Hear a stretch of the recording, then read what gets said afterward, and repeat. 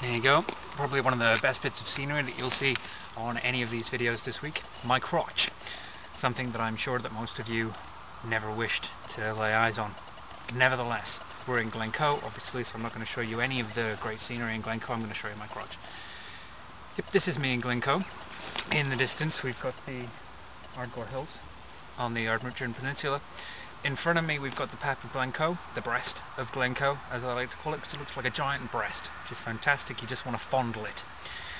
Glencoe is the site of one of the bloodiest chapters in an already overly bloody history of Scotland. In 1691, King William III offered a pardon to all of the Highland clans who fought against him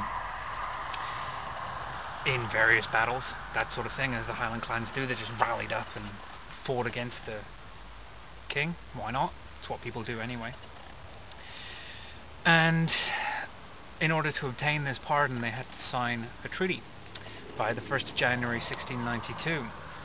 Now, Alistair MacDonald of Glencoe, being the slightly lapsed chap that I'm sure he probably was, I mean, he probably had better things to do than horse ride up to Fort William to sign this treaty.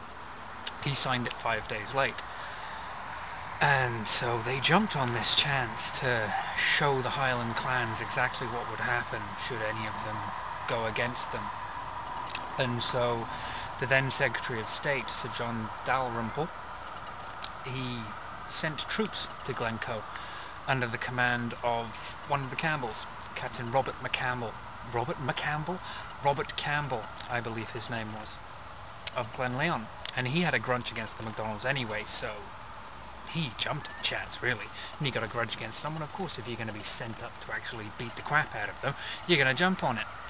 And so Campbell took some of his troops, some of the Campbells, up into the Glencoe, and they lived with the MacDonalds of Glencoe for 10 days. Highland hospitality, it's what it's called. The clans opened their arms to the clan, and so for 10 days the Campbells ate the MacDonald's food. They lived in their homes, they drank their wine, their beer, their meat, their whiskey, whatever they were drinking at the time. They presumably had a bit of fun with the gorgeous lasses of the clan, that sort of thing.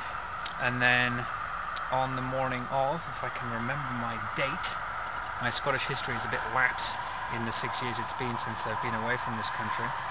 12th of February is when it was. They received written orders, the Campbells, to kill all of the MacDonalds under the age of 70, men, women and children.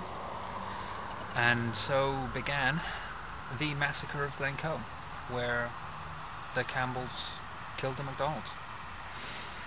Some of them did escape up into the hills, and they would die of exposure elements.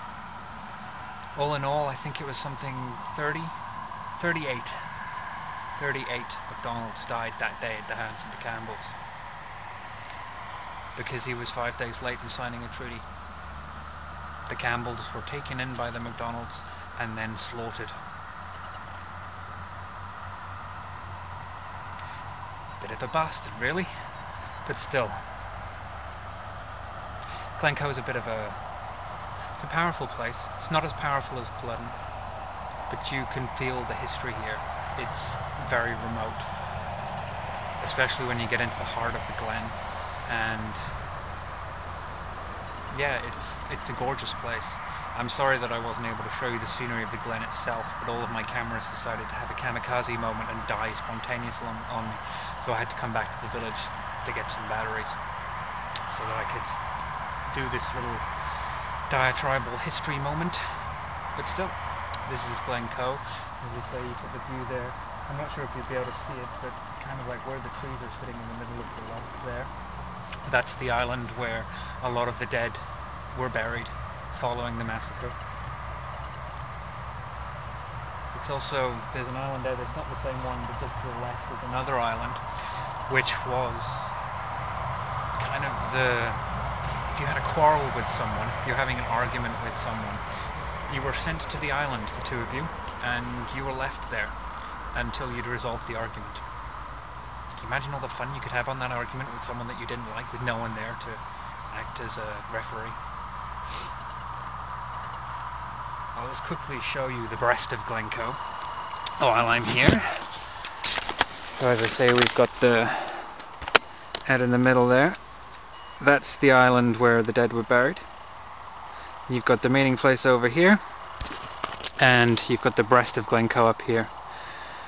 The Pap of Glencoe, as it's called. And as I climb this rather rickety little building here, we can show you a bit more of Glencoe itself. There we go. Looking down into the heart of Glencoe there. And this is Glencoe village in the foreground. Bit of a panorama just to end this with.